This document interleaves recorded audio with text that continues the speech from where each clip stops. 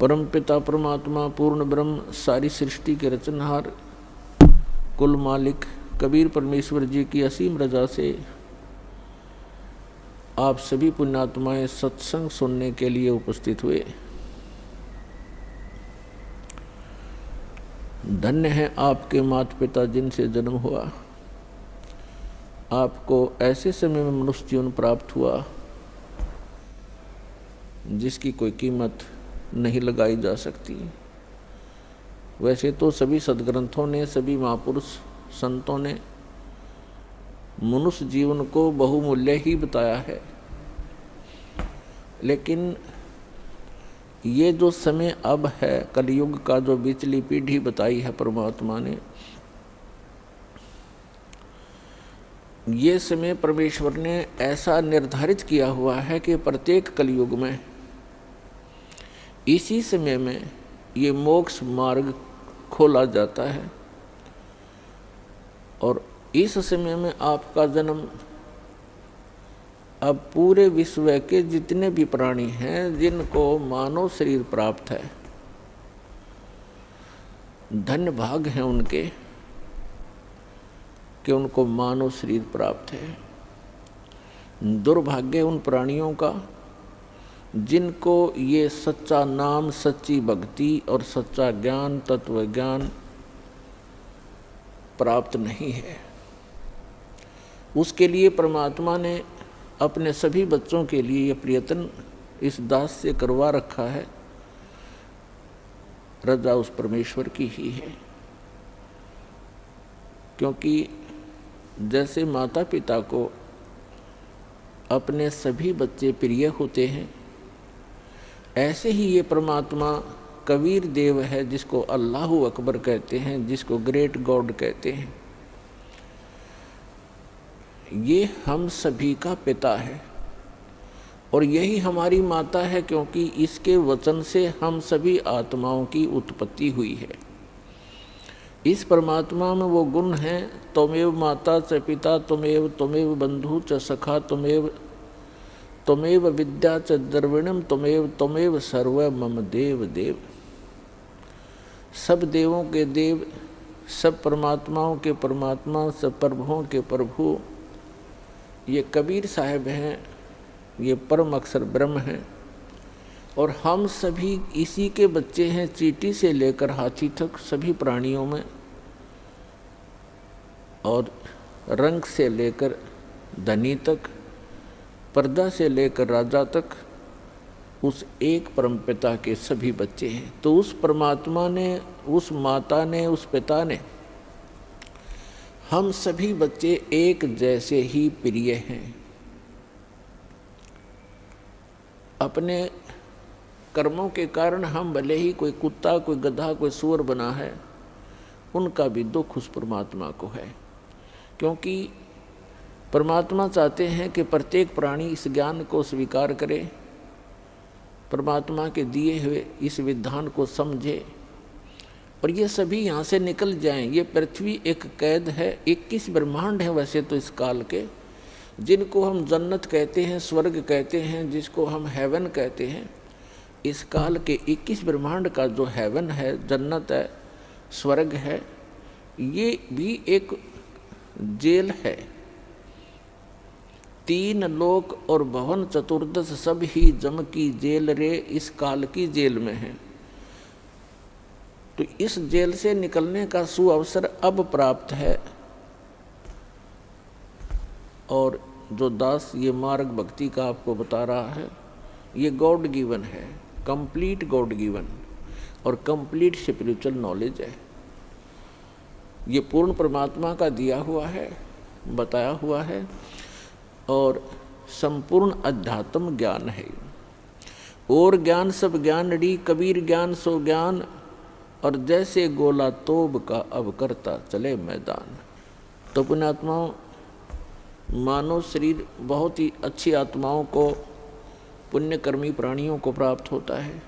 हम अध्यात्म ज्ञान के अभाव से इस अनमोल मनुष्य जीवन को पशु पक्षियों जैसी क्रिया करके ही समाप्त कर जाते थे।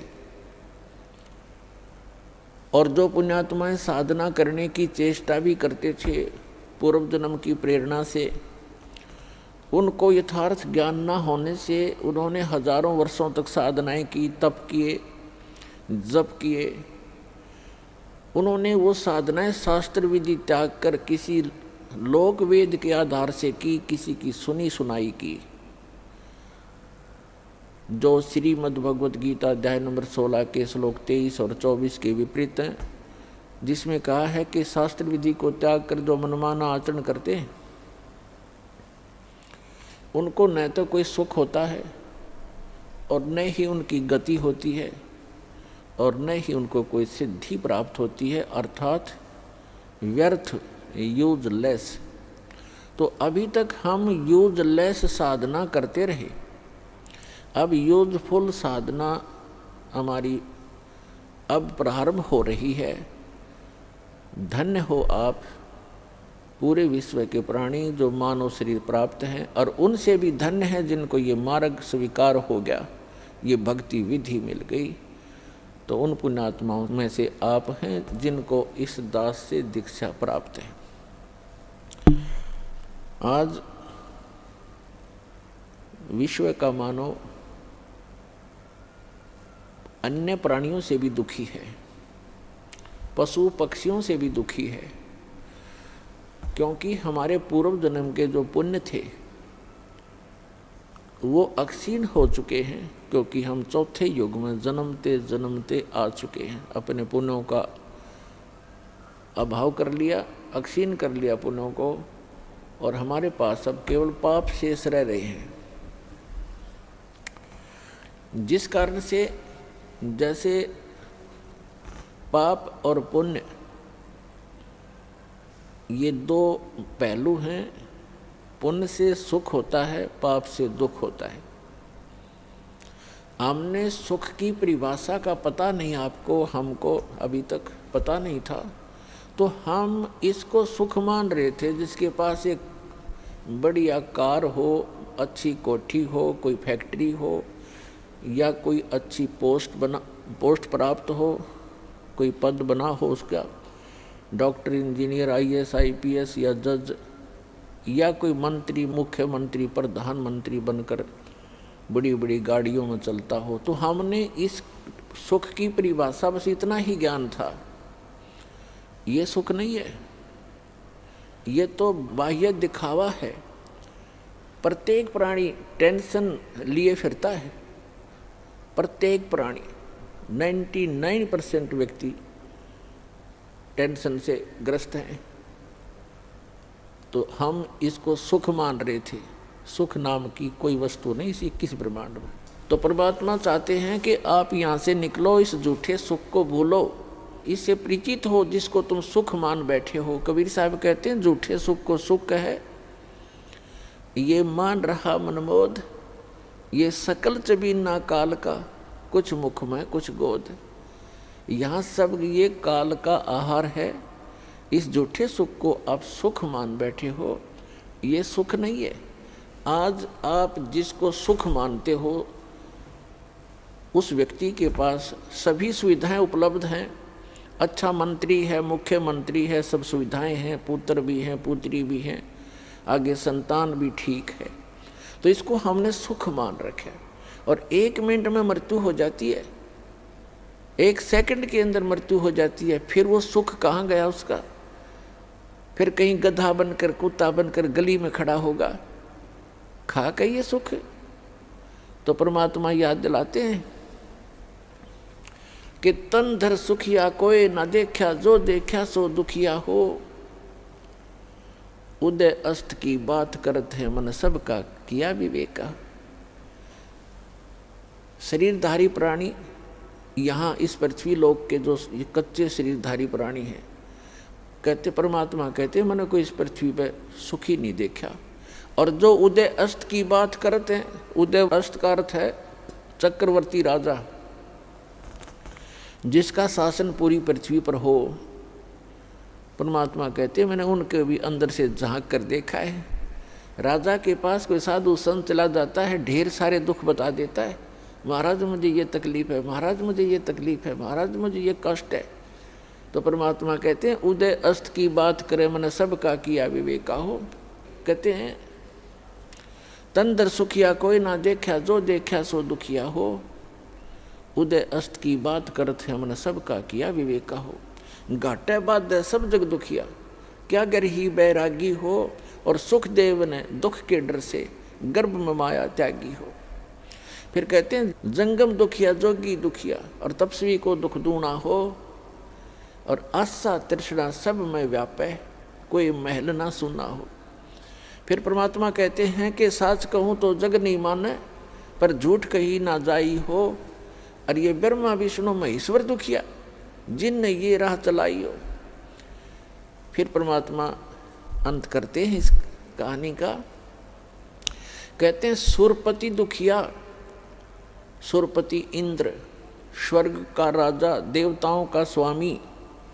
सुरपति दुखिया, भूपति दुखिया। भूपति माने पूरी पृथ्वी का शासक राजा। सुरपति दुखिया, भूपति दुखिया। और रंक दुखी बपरीती हो, कहे कबीर और सब दुखिया। एक संत सुखी मन जीती हो।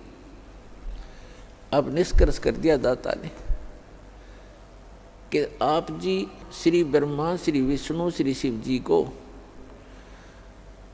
एक सुप्रीम पावर मानकर इनकी आराधना कर रहे हो, और इनसे हटकर कोई कहना सुनाना चाहता है तो आप जी बिल्कुल सुनना नहीं चाहते। तो परमात्मा कहते हैं कि साच कहूँ तो जग का जचे नहीं, ये संसार मानना नहीं कि ब्रह्मा विष्णु महेश भी दुखिया, पर झूठ कही ना जाई हो। और ये ब्रह्मा विष्णु तुम्हारे शिव जी दुखिया, जिन ये राह चलाई हो। अब विचार करके देखो, विष्णु जी को श्राप दे दिया किसने? नारद जी ने। क्यों? क्योंकि उसने हरि का रूप मांगा था विवाह करवाने के लिए, और कहते हैं विष्णु जी ने उसका बंदर का मुख लगा दिया, जिस कारण से नारद जी ने भगवान विष्णु को श्राप दे दिया। उस श्रापवश भगवान श्री विष्णु श्री रामचंद्र रूप में राजा दशरथ के घर जन्म लिया। श्री रामचंद्र जी का जीवन देख लो, वो कितना सुखी रहे होंगे। श्री विष्णु जी विवाह हुआ छोटी आयु में, विवाह होते ही वनवास हुआ, वनवास में उसकी धर्मपत्नी का अपहरण हुआ, वो रावण राक्षस के जेल में पड़ी है, हाहाकार मचा हुआ। फिर सीता जी को उस रावण की कैद से छुटवाने के लिए कितना भयंकर युद्ध हुआ, करोड़ों व्यक्ति मारे गए, दिन रात हाहाकार मचा रहा। और उसके बाद फिर सीता जी को वापस लाए, अग्नि परीक्षा लेकर। अग्नि परीक्षा माने कि सीता जी को अग्नि में बैठा दिया था चिता के ऊपर, कि यदि तूने रावण से संपर्क किया है तो जल जाएगी, और नहीं किया है तो तू निष्कलंक है, तो अग्नि से जलेगी नहीं। वो अग्नि से नहीं जली। लाखों लोगों के सामने परीक्षण हुआ। श्री रामचंद्र जी सीता जी को लेकर घर आ गया। कुछ दिनों के बाद सीता गर्भवती थी।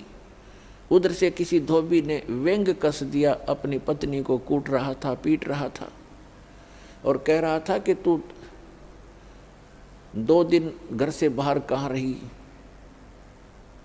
मैं इस दशरथ पुत्र रामचंद्र जैसा नहीं हूँ कि उसकी पत्नी रावण के पास रही 10 वर्ष तक और उसको आज घर रखे हुए है।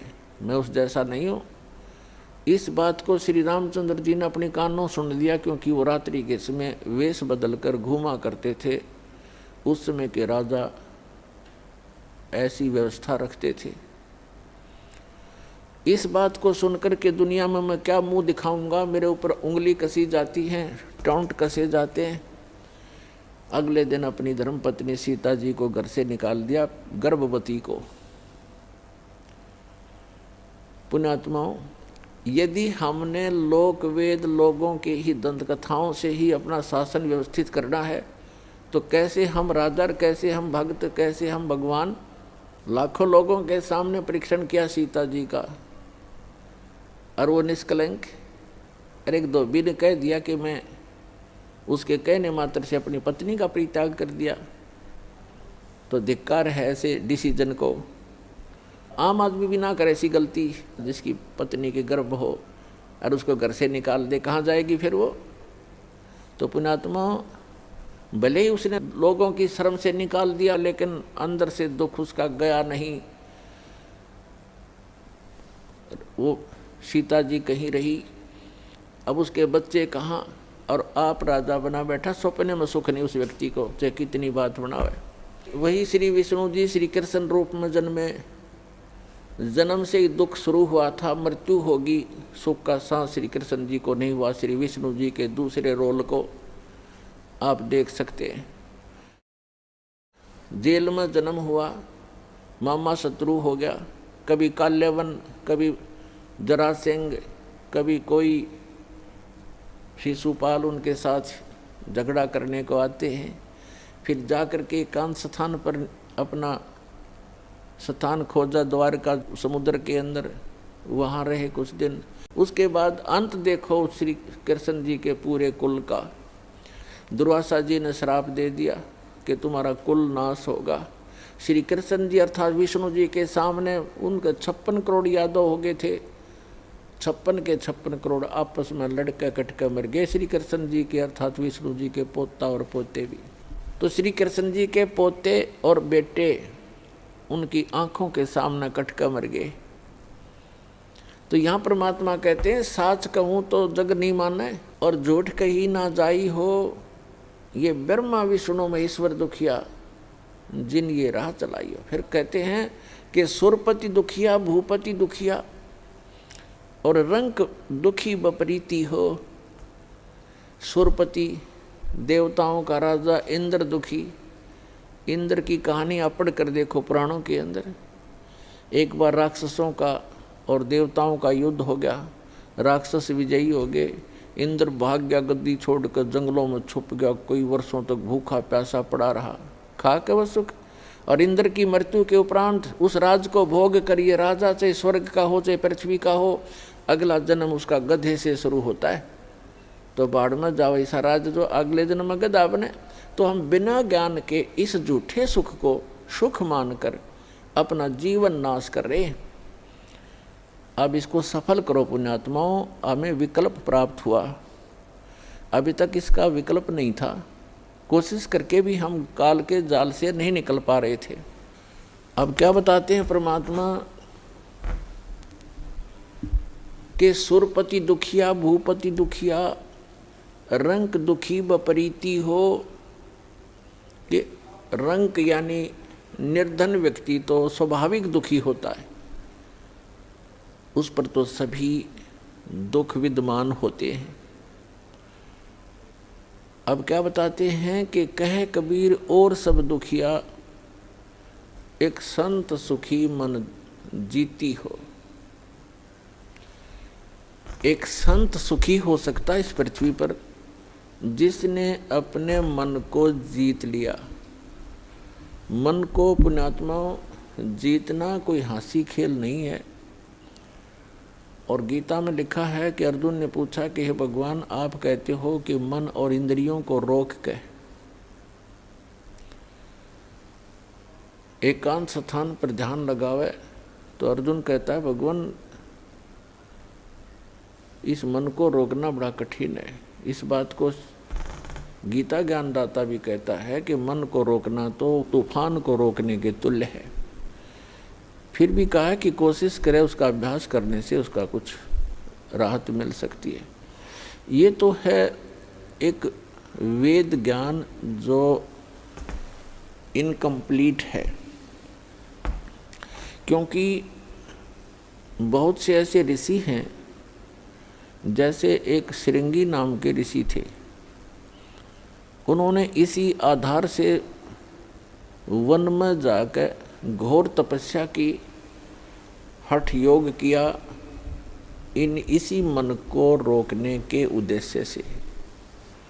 पुण्यात्मा, तत्व ज्ञान न होने से हम मनमुखी साधनाएं और अज्ञान के आधार से ये जीवन नाश करते रहे। जनसाधारण ये सोचा करता था कि बड़े महर्षि हैं, ऋषि हैं और बड़ा कठिन तप कर रहे हैं। उसके विषय में सूक्ष्म वेद में परमेश्वर ने आकर स्वयं बताया है कि डंब करें डूंगर चढ़ें, अंतर जिन्नी झूल और जग जाने ये भक्ति करें, ये बोवें सूल बबूल। कोई पहाड़ पर, कोई ऊंचे से स्थान पर के दूर तक दिखाई देऊं मैं कहीं साधना कर रहा है कोई संत। डंब करें, डंब माने पाखंड करते हैं, लोग दिखावा करते हैं। डंब करें डूंगर चढ़ें, डूंगर माने पहाड़ पर ऊंचे स्थान पर चढ़ जाते हैं। अंतर झीनी झूल, अंदर जो की तू बकवाद भरी है, और जग जाने यो भक्ति करे, ये बोवे सूल बबूल। अपने भविष्य में ये कांटे बो रहे हैं तत्व ज्ञान के अभाव से। उसके लिए क्या बताते हैं परमात्मा कि एक श्रृंगी नाम के ऋषि थे, उन्होंने ऐसे ही अपने इसी अज्ञान आधार को प्रमुख रखकर वन में चले गए, फॉरेस्ट के अंदर बैठ गए जाकर हठ योग किया। इन्होंने क्या सोच रखा है कि पहले अपनी इंद्रियों को काबू करें और ताकि ये भक्ति में फिर बाधक ना हो। इस उद्देश्य को लेकर के दूसरा वो रखते हैं कि जैसे वन में चले भी गए तो भूख प्यास सताती है। उसके लिए ये महापुरुष क्या करते हैं कि खेचरी मुद्रा का प्रयोग किया करते थे। खेचरी मुद्रा, जैसे कई पंथ हैं, जैसे ये अंसा देश वाले तो इससे पे गाटा जोड़ रहे हैं। खेचरी मुद्रा, जीभ को उलट कर तालू पर लगा ले और कान बंद करके ये नाद क्रिया, ये तो बालकों के खिलौने हैं।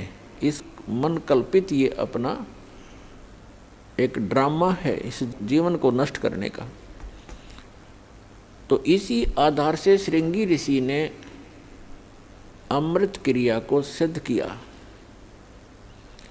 जैसा कि ये संत बताते हैं, ये तो इनको तो कख भी पता नहीं अमृत क्रिया क्या होती है। तालू का जीभ लगा लो ऐसे मोड़ कर, और कहते हैं फिर तालू से अमृत टपकेगा। ये तो लाड़ टपके हैं, अमृत थोड़ा टपकेगा इससे। बकवाद करें। ये एक ऐसी क्रिया है जैसे जीभा को वापस मोड़ेंगे और तालू के लगाने की हम चेष्टा करेंगे तो हमारी नाड़ियाँ कसती हैं जो जीभा से और मस्तिष्क से संबंधित है। हमारे इस शरीर के अंदर इस तालू के ऊपर, ये जो तालू है लटक रहा है हमारे, इसके ऊपर एक थोड़ा सा स्थान है, वो कम प्लेस है, और उसके अंदर एक अमृत भरा रहता है सदा। और वो अमृत वहाँ से सीधा चल के नीचे जाता है नाभि के पास, ऑटोमेटिक चल रहा है वो। और उसको एक कुंडलनी शक्ति है, कुंडलनी शक्ति बोले, नागिनी कहा संतों ने। उसकी दो जिह्वाएं हैं सर्प जैसी, और वो उस अमृत को वो पीती रहती है, शरीर में नहीं जा पाता, वो उसको चूस करके नष्ट कर देती है। उसके अंदर एक ऐसी क्रिया है। तो फिर क्या होता है, जब हम श्वास क्रिया को अभ्यास करते हैं श्वास का, और वो श्वास के साथ ऐसे खड़ी है, ऐसे उसका नाभि के जहाँ वो अमृत टपकता है ऊपर से जाकर नाभि के पास, उसका मुंह बिल्कुल उसके ऊपर है ऐसे। और जब हम श्वास क्रिया का अभ्यास करेंगे, उस श्वास क्रिया से उसका मुंह ऐसे नीचे को हो जाएगा, और फिर वो अमृत जो है पूरे शरीर में जाना शुरू हो जाएगा। श्वास क्रिया से तो उसका मुंह टेढ़ा होगा, ऐसे नहीं रहेगा ऊपर को, वो ऐसे मुड़ जाएगा नीचे को। जो ऐसे टपक रहा था अमृत, उसको वो खा रही थी, फिर वो ऐसे हो जाएगी, उस पे उसके मुंह पे नहीं जाएगा। ये तो श्वास क्रिया का लाभ मिलेगा। और फिर जो हम तालू पर जिह्वा लगाने की चेष्टा करते हैं, उससे क्या होगा कि इस तालु के ऊपर एक स्थान है जहाँ पर ये अमृत भरा रहता है, लिक्विड सा है ये। उसके नीचे वो एक जैसे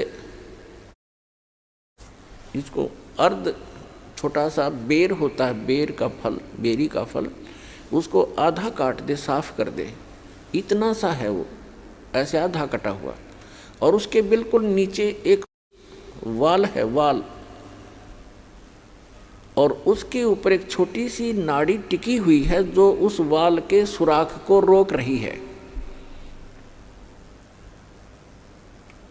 तो उस अभ्यास करने से, जो श्वास क्रिया से, तो नागनी का फन नीचे को हो जाएगा और फिर वो नीचे जाना शुरू होगा। और जिस रास्ते से फिर वो जाएगा वो उस नागनी के हाथ नहीं लगेगा, वो पूरा शरीर में व्याप्त हो जाएगा। एक स्वाभाविक ओवर फ्लो होकर के वो छोटा सा जो आधे बेर का जितना स्थान समझो खाली, ओवर फ्लो होकर जब जाता है तो वो नागनी के मुंह पर गिरता रहता है। तो अब वो चाहे उस सुराख से जाएगा और चाहे वैसे ऊपर के ओवरफ्लो होके जाएगा, तो उस कुंडलनी जो नागनी है उसके नाभि के चारों तरफ, नाभि के पास हमारी सभी पूरे शरीर की नाड़ियाँ इकट्ठी हो जाती हैं। उनका एक ऐसा बंध है वहाँ पर, उसके ऊपर वो ऐसे लपेटी हुई है जैसे आपने देखा हो वृक्ष के ऊपर बेल होती है पीली सी, तो ऐसे वो लपेटा लगाए रहती है, उसको नाड़ियों में नहीं जाने देती और ऊपर से जो आता उसको स्वयं चूस लेती है। तो फिर वो नाड़ियों की जकड़ ढीली कर देती है, वो अपने आप मुरझा जाती है क्योंकि श्वास की क्रिया से वो बंद हो जाती है। और फिर उससे जो हम जिह्वा का अभ्यास करते हैं, जो तालु है ऊपर जहाँ सरोवर है, जिसको मान सरोवर कहते हैं शरीर में, जहाँ पर ये अमृत भरा हुआ है, उसका नीचे का सुराख थोड़ा सा खुल जाता है, उससे फिर अमृत टपकना प्रारंभ करता है। अब कहने का भाव ये है कि ये सारा कुछ भी हो गया, आपकी कुंडलनी शक्ति भी जागृत होगी और वो नागिनी भी दबगी, नीचे को होगी, और उधर से आपकी अमृत क्रिया भी सिद्ध होगी। फिर अब क्या होगा, उससे क्या होता है कि शरीर के अंदर ज़्यादा भोजन आहार की आवश्यकता नहीं रहती। शरीर बगैर खाए भी वर्षों तक रह सकता है, और भक्ति से ही मिली नहीं तो 1-1 लाख वर्ष तक बैठ कर चले गए, फिर गधे की योनि पाई। इन क्रियाओं से क्या लाभ हुआ? जैसे खेत संवार लिया, बा दिया, घास उसका अड़ंगा खत्म कर दिया और खूब, और बीज बोया नहीं, बीज है नहीं, गेहूं के स्थान पर भांग बोली, यानी सतमंत्र ना जाप करके अन्य मंत्रों का जाप कर लिया, वो भांग बो दी। तो भांग जीवन रक्षक नहीं है, जीवन नाशक है। तो अन्य मंत्रों से सिद्धियां आ गई इन ऋषि महर्षियों के पास, जो इनके जीवन की नाशक बन गई। आम जनता में तो ये ऐसे हो गए जैसे प्रभु पाक गए, आम जैसे जनसाधारण के लिए तो ये बहुत बड़ी बात होगी। जैसे अगस्त ऋषि जी ने सारे जीवन में डले डोके एक सिद्धि प्राप्त की, 7 समुद्रों को एक ही घूंट में पी लिया, और फिर प्रार्थना करने पर इनको वापस छोड़ दिया। तो फिर क्या अमर हो गया? आम आदमी के लिए तो बहुत बड़ी पहाड़ है, 1 क्विंटल पानी नहीं पी सकता एक आदमी, तो 10 किलो मुश्किल तो पिया जा को गढ़ाए मर पड़ के, और उसने 7 समुद्रों को पी लिया। तो जनसाधारण के लिए तो भगवान सिद्ध हो गया वो, लेकिन कख नहीं था। वेदात्म ज्ञान की तराजू में उसको तोल कर देखेंगे, -0 था वो। अब जैसे प्रसंग चल रहा है, एक श्रृंगी ऋषि था, उसने ऐसी ये अमृत क्रिया सिद्ध करके और पूरे शरीर को साध लिया जैसा वो सोच रहे थे। और फिर क्या करता था वो, सारे दिन में एक वृक्ष की छाल पर एक बार दिन में जिह्वा लगाता था, ऐसे चाटता था, उसी से संतुष्ट हो जाता था, क्योंकि उसने अमृत क्रिया को सिद्ध कर रखा था। तो उसको इस बात का गर्व हो गया कि अब तूने अपनी इंद्रियों पर काबू पा लिया। वो ऋषि अयोध्या नगरी के पास बाहर बनी में, बाहर जंगल में, वन में, गांव से थोड़ा आधा किलोमीटर की दूरी पर रास्ते के साथ में बैठ गया, वृक्ष की तरफ मुंह करके, और सारा दिन में एक बार वृक्ष के छाल को जिह्वा से चाटे और बस ध्यान मगन रहे। कुछ ही दिनों में आने जाने वालों ने देखा कि एक महापुरुष बैठे हैं, ना खाते हैं, ना पीते हैं, ना सोते हैं और ना उठते हैं। आसपास पूरी नगरी अयोध्या के लिए एक बहुत बड़े जो है अचंभे की बात थी। नगर के लोग देखने जाने लगे, सारा दिन बैठे रहते थे, सारी रात बैठे रहते थे।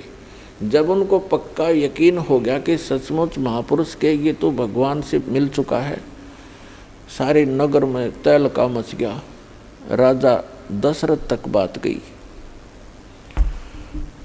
राजा भी स्वयं वहाँ पर गए अपने परिवार समेत संत के दर्शनार्थ, लेकिन संत मस्त हैं, ना किसी से बोलते हैं और न ही दिन रात में कहीं उठते और बैठते हैं, ना जाते हैं, ना कुछ पीते हैं, ना खाते हैं।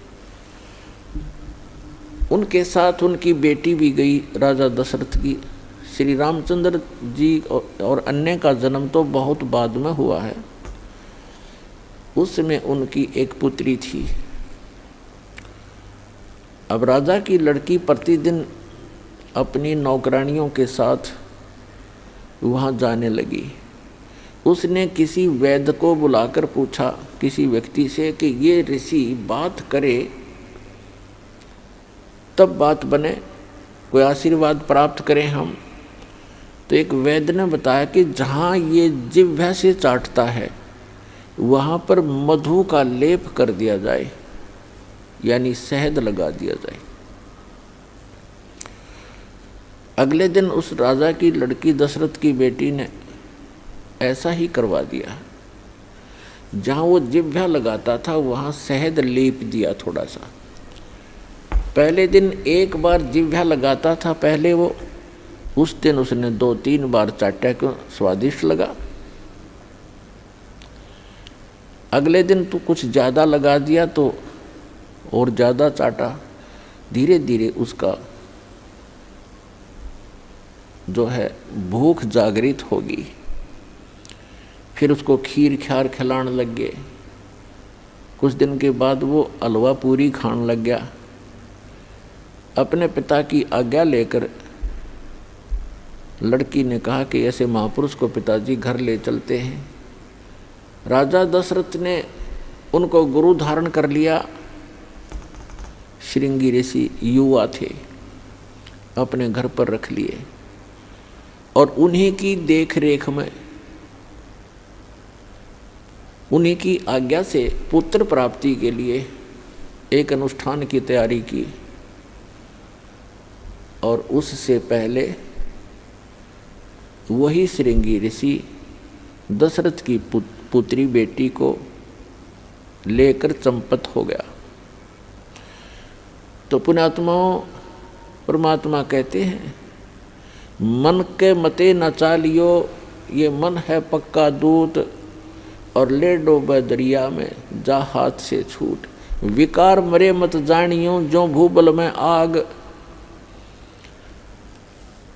जैसे ये साधु संत ऋषि वेदों और गीता के अनुसार साधना करके इनको ये भ्रम हो गया था कि हमने विकारों का नाश कर लिया।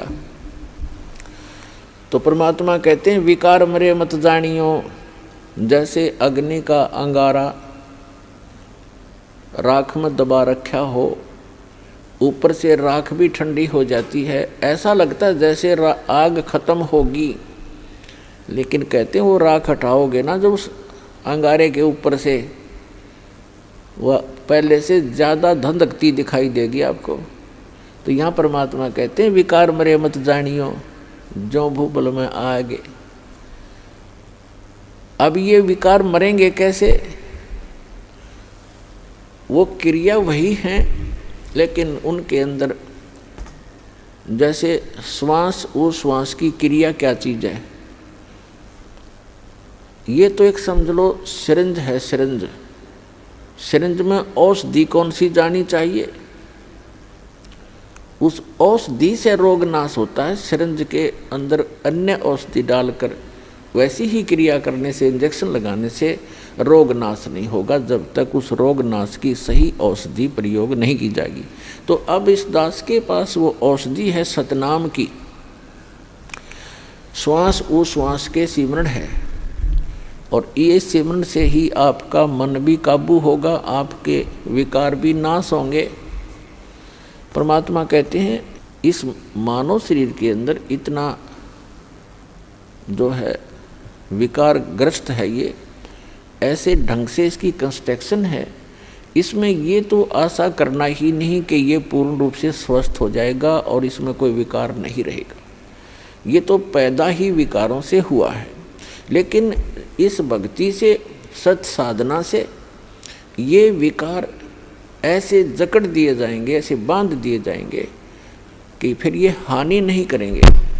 जैसे कोई पशु है और वो ऐसे फूंफा करता है, मार देता है, सींगों से मार देता है, तो उसको बांध दिया जाता है टाइट रस्से तक।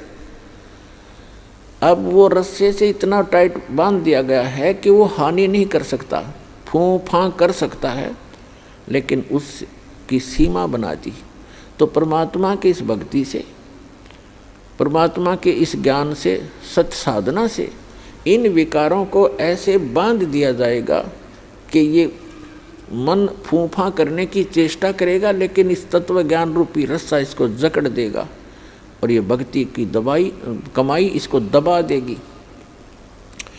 जैसे कोई भी इंसान है, कोई रिश्वत लेता है, जिसमें उसको ये ज्ञान होगा कि ये रिश्वत तेरा दुश्मन है, ये तो विष खा रहा है, इस तत्व ज्ञान से पूर्ण रूप से विश्वास हो जाएगा, तो उसके बाद मन चाहेगा कि ऐसा ले लूँ, मोटी रकम मिल रही है, लेकिन आत्मा धिक्कारेगी, खबरदार इसका हाथ लगा दिया, तो ये फूंफा करके चुप हो जाएगा। इसी प्रकार वो एक और कोई दुराचार की वासना उत्पन्न होगी तो आत्मा इसको धिक्कार देगी, ये ज्ञान इसके आगे खड़ा हो जाएगा और इसका उस वहीं पर रुकावट हो जाएगी। तो इस प्रकार हम इन विकारों को भी रोकेंगे इस भक्ति और इस साधना और इस ज्ञान से, और हम अपना आत्म कल्याण भी आसानी से करवा पाएंगे। तो परमात्मा कहते हैं कि सुरपति दुखिया भूपति दुखिया और रंग दुखी बपरीती हो, कहे कबीर और सब दुखिया, एक संत सुखी मन जीती हो। अब मन को जीतना कैसे है? जैसे दोजक भीष्ट सभीते देखे राजपाट के रसिया, तीन लोक से तरपत नाही ये मन भोगी खसिया। परमात्मा ने सुख संवेद में बताया है कि दोजक मीन नरक और बहिष्ठ मीन स्वर्ग। दोजक बहिष्ठ सभी ते देखे राजपाट के रसिया। इस राज्य प्राप्ति के लिए आपने बहुत से पहले तप किए, जप किए, दान किए, यज्ञ किए, स्वर्ग में गए, स्वर्ग का समय समाप्त करके अपनी पूंजी अक्षीण करके, स्वर्ग क्या है? स्वर्ग इज ए रेस्टोरेंट, जिसमें एक रेस्टोरेंट है जिसमें सब वस्तु आपको अपनी जेब से खरीदनी पड़ेंगी, अपने पल्ले से, अपने पैसे से। सुविधाएं वहाँ जो उसमें है वो आप पूरी प्राप्त कर सकते हो यदि आपके पास पैसा है, लेकिन आपकी जेब खाली हो रही है। और जिस दिन आपकी जेब हल्की हो जाएगी, अपने आप वहाँ से चल पड़ोगे या आपको रेस्टोरेंट से निकाल दिया जाएगा। तो इसी प्रकार स्वर्ग एक रेस्टोरेंट है जहाँ आप अपने पुण्यों का नाश करने के लिए जाते हो, कुछ दिनों की बकवाद वहाँ कराते हो, फिर नरक में भी जाते हो अपने किए हुए पाप कर्मों के आधार से। जब तक हमें ये सत साधना प्राप्त नहीं होती, सच्चे इस कबीर भगवान की और ये सतनाम की और सार नाम की, जब तक पूर्ण परमात्मा कबीर जी की सत साधना हमें नहीं मिलती, तब तक हम अपने दोनों कर्म भोगने पड़ते हैं, पुण्य भी और पाप भी। अभी तक आपने विधान सुना होगा कि जैसे कर्म करेगा वैसे फल देगा भगवान, बिल्कुल सही है। आपके जैसे कर्म पूर्व जन्म के हैं उनसे आपकी एक जीवन बन गया, किस्मत बना दी। आपके जो संचित कर्मों में से कुछ पुण्य ले लिए, कुछ पाप ले लिए, उस एवरेज से जिसके पुण्य घने हैं और पाप कम हैं, तो उसके पुण्य उसी रेशों से अधिक जीवन में आपको प्राप्त हैं, और पुण्य भी उसी आधार से और पाप भी उन्हीं की रेशों से। तो आप जी को दोनों भोगने पड़ेंगे। यहाँ इस प्रारब्ध बोलते हैं इसको, प्रारब्ध यानी जीवन में लिखी हुई किस्मत के जो कर्म हैं, जो संस्कार हैं किस्मत के, उनको प्रारब्ध कर्म बोलते हैं। और प्रारब्ध कर्म को कोई नहीं चेंज कर सकता, ना विष्णु जी कर सकते, ना ब्रह्मा जी कर सकते, ना शिव जी कर सकते, ना ब्रह्म कर सकता, ना परब्रह्म कर सकता। परम अक्षर ब्रह्म कर सकता है। मासा घटे न तिल बधे, विधना लिखे जो लेख, और सच्चा सतगुरु मेट कर मिटाकर ऊपर मार दे मेघ, यानी फॉरएवर खत्म कर देता है। मासा घटे न तिल बधे, यानी 1 ग्राम भी आपके संस्कार इधर उधर नहीं हो सकते, और ना बढ़ सकते ना कम हो सकते। जो विधाता ने आपके भाग्य में, प्रारब्ध में, किस्मत में लिख दिए, प्रारब्ध माने किस्मत, आपकी किस्मत में जो लिखा हुआ उसमें से ना मासा घट सकता है और ना ही तिल के समान बढ़ सकता है। आपको दोनों भोगने पड़ेंगे जब तक आप परम अक्षर ब्रह्म, उस सत्य पुरुष अल्लाहु अकबर, उस कबीर भगवान की भक्ति नहीं करोगे। उसकी भक्ति कौन सी है? जैसे वैसे तो आप देखते हो कबीर पंथ बहुत चले हुए हैं। कबीर पंथियों की यदि आप कैलकुलेशन करो, टोटल करोगे तो लगभग 20 करोड़ के आसपास कबीर पंथी मिलेंगे आपको, लेकिन वो कबीर पंथी नहीं है, उनके पास यथार्थ भक्ति नहीं है। तो सत्य साधना उस कबीर परमेश्वर की इस दास के अतिरिक्त विश्व में किसी के पास नहीं है, पूर्ण परमात्मा की। और उस सतलोक को प्राप्त करने की, जहाँ जाने के बाद साधक कभी दुखी नहीं होता।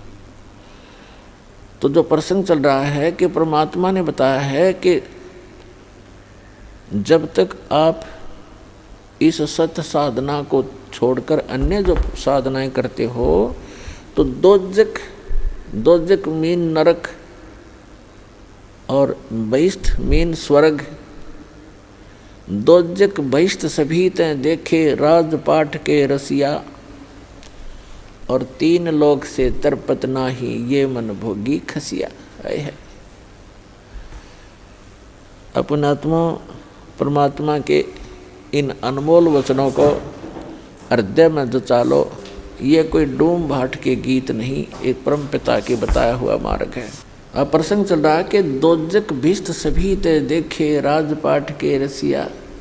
अन्य साधनाएं करके आप जी ने स्वर्ग भी प्राप्त किया और नरक भी, दोनों भोग लिए। और 3 लोक से तिरपत नाही ये मन भोगी खसिया।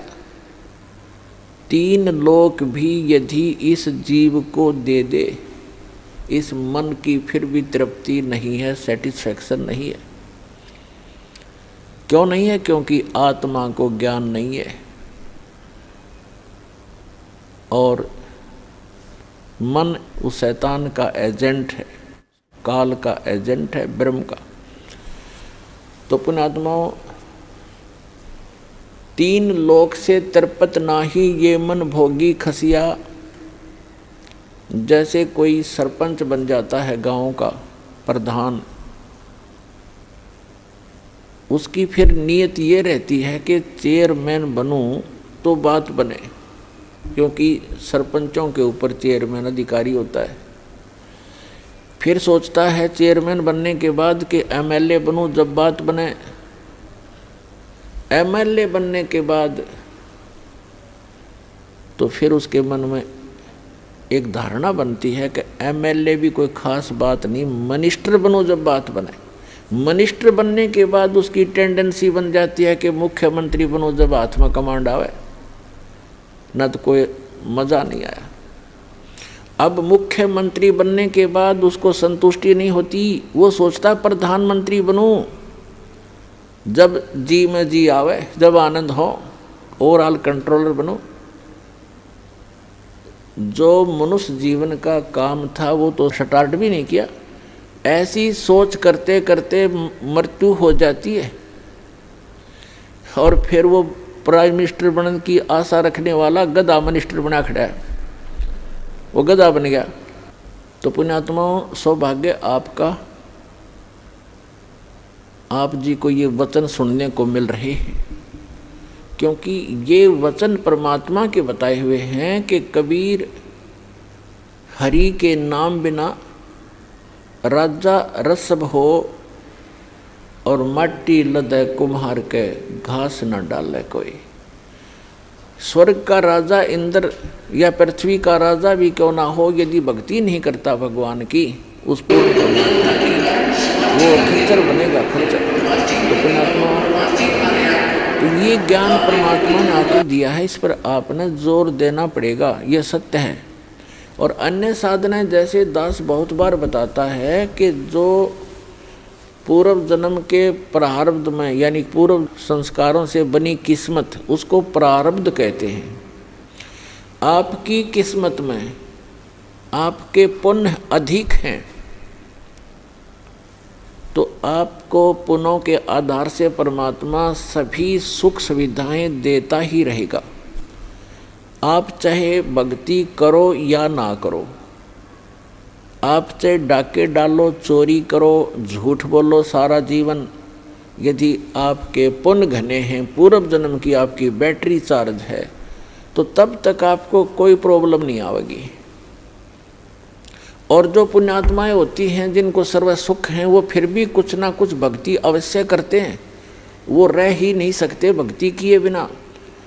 तो वो जैसी भी साधनाएं परंपरागत प्राप्त होती हैं या किसी से सुनने से या कोई गुरु मार्गदर्शक से प्राप्त करके वो करते हैं, और उनको सुख तो मिल रहा होता है उनके प्रारब्ध से, यानी पूर्व जन्म के संस्कार से बनी किस्मत से। और वो ये सोच रहे होते हैं कि जो गुरु जी ने ये क्रियाएं मुझे बता रखी हैं, मुझे इनसे लाभ हो रहा है। तो ये उसकी भूल होती है।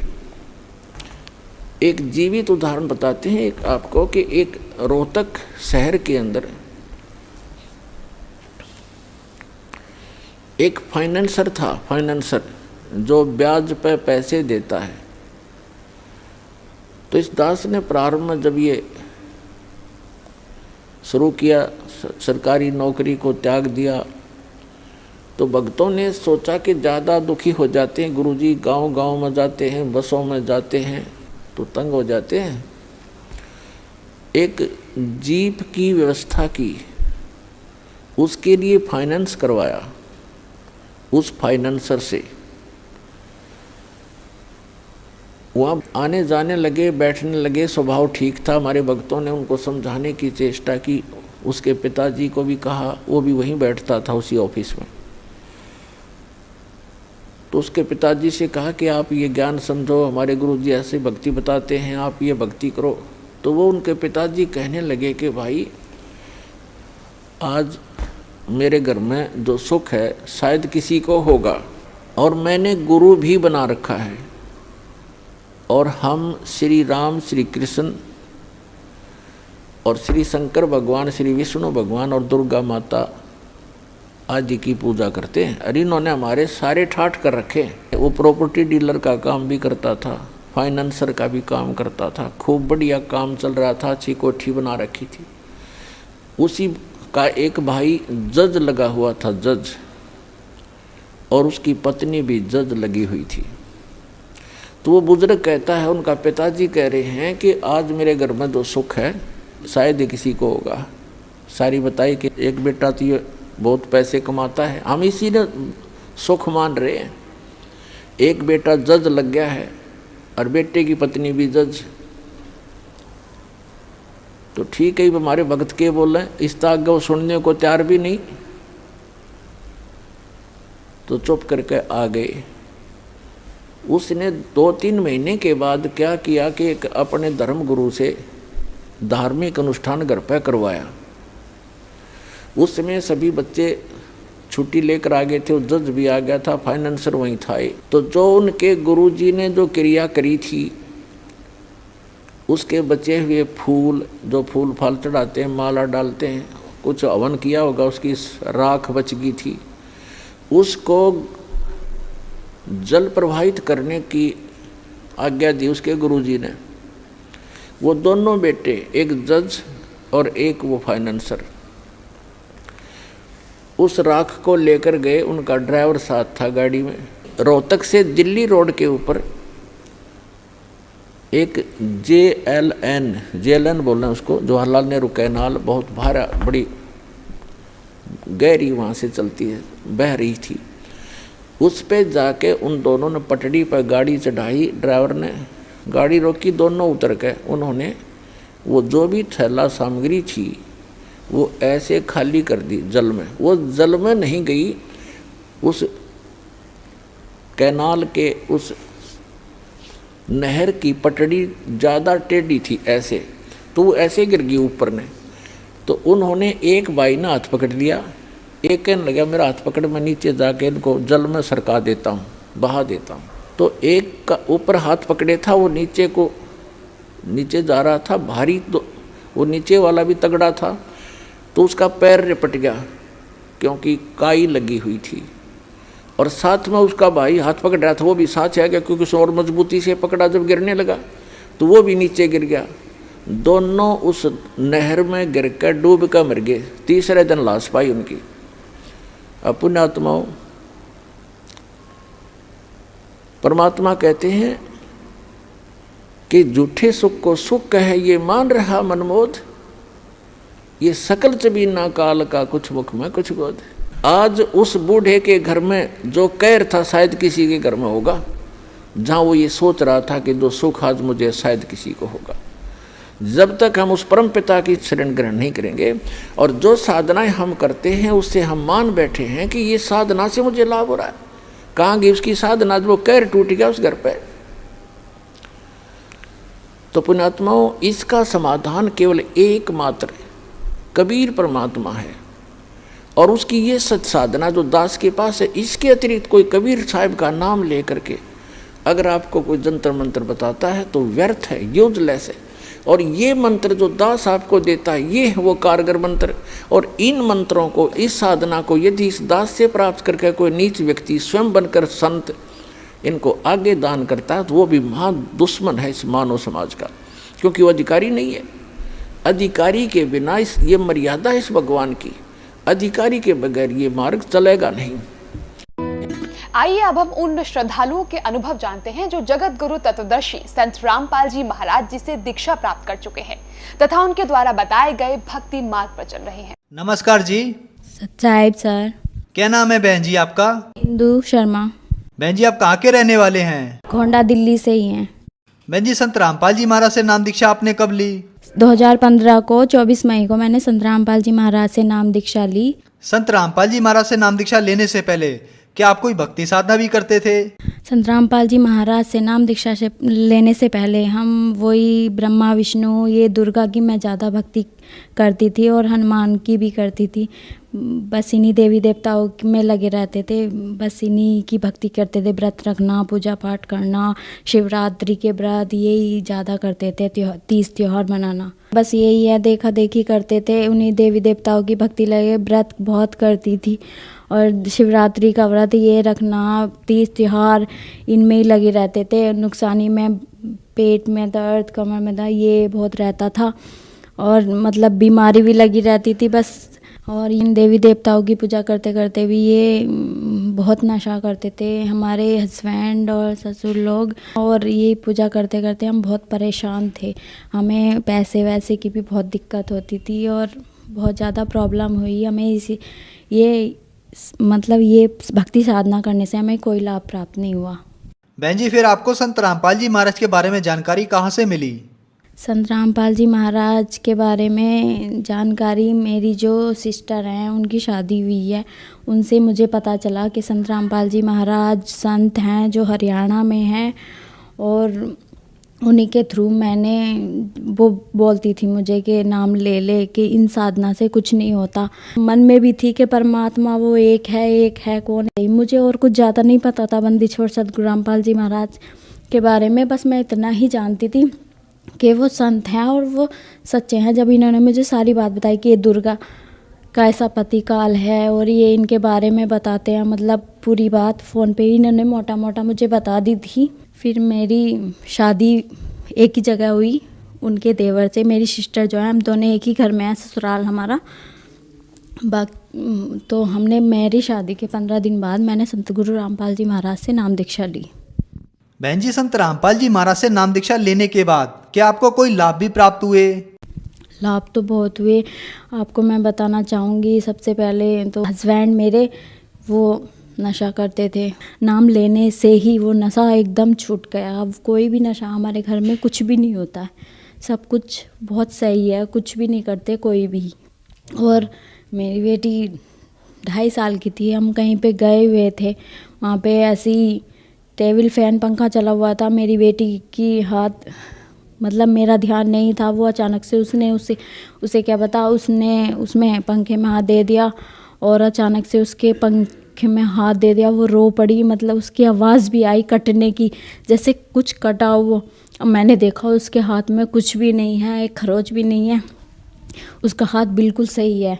और उसे रिकेट्स की भी प्रॉब्लम थी। रिकेट्स एक बीमारी है, मैं सर आपको बताना चाहूँगी, जो छोटे बच्चे को होती है, सीधे नहीं रहते, वो इस तरीके से हाथ पैर हो जाते हैं उस बीमारी में। तो वो हमने टेस्ट कराया खून का, उसमें उसकी वो बीमारी आई। बाकी हमने जब वो बीमारी आई दवाई भी की डॉक्टर से, पर अगली बार वो ठीक भी नहीं होती जल्दी से। और सतगुरु रामपाल जी महाराज से हमने प्रार्थना लगाई, वो डॉक्टर की दवाई की, उससे भी कुछ लाभ नहीं हो रहा था। खून में भी कमी आई थी, इन्फेक्शन भी था और रिकेट्स की प्रॉब्लम भी थी। हमने प्रार्थना लगाई उसके लिए और परमात्मा सतगुरु रामपाल जी महाराज ने कहा कि ठीक, सब कुछ ठीक हो जाएगा और दया करेंगे परमात्मा। तो उसकी कुछ दिन बाद हमने रिकेट्स की दोबारा जांच कराई, दोबारा रिपोर्ट करवाई, तो उसकी वो बीमारी बिल्कुल सही आई, उसमें कुछ भी नहीं आया। और डॉक्टर ने ये बोला कि अब ये बिल्कुल सही है, अब ये बिल्कुल सही चल सकती है। मेरी 2.5 साल की बेटी अब सही चल सकती है, अब उसे ऐसी कोई रिकेट्स की कोई बीमारी नहीं है, अब वो बिल्कुल ठीक है संत रामपाल जी महाराज की दया से। और यही हमारे घर में बहुत परेशानी रहती थी, वही वैसों की दिक्कत, कलेश, ये सब रहता था। यही सब बोलते रहते थे कि इन देवी देवताओं की इतनी भक्ति करने से भी हमें कुछ नहीं होता, इतनी कलेशबाजी। और जब से रामपाल जी महाराज से नाम लिया है तब से कुछ भी नहीं होता और सब कुछ ठीक है। आज हमारे पास तो 2 प्लॉट हैं, सब कुछ है, गाड़ी भी है, बाकी सब कुछ ठीक है परमात्मा की दया से। अब किसी बात की कोई कमी नहीं है, बंदी छोड़ सतगुरु रामपाल जी महाराज की इतनी दया है। बहन जी, संत रामपाल जी महाराज से नाम दीक्षा लेने के बाद आपको बहुत सारे सुख प्राप्त हुए।